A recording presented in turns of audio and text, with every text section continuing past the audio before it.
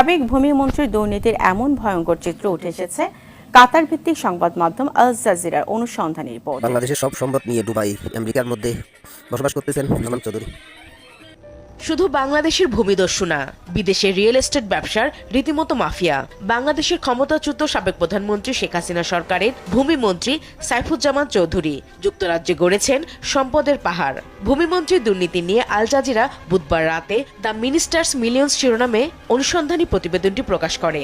সেখানে দেখানো হয়েছে যুক্তরাজ্যে ৩৬০টি বাড়ির মালিক চট্টগ্রামের আনোয়ারার সাবেক MP Saifuzzaman Chowdhury.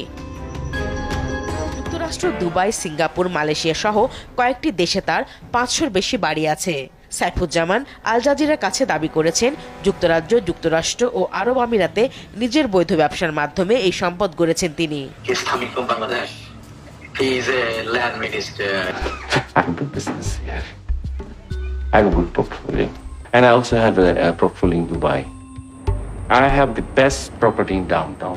I have near Dubai Mall in Opera. I have a very penthouse, nice penthouse. But I also bought a villa with private lagoon and everything. It's very nice. I have a property in New York.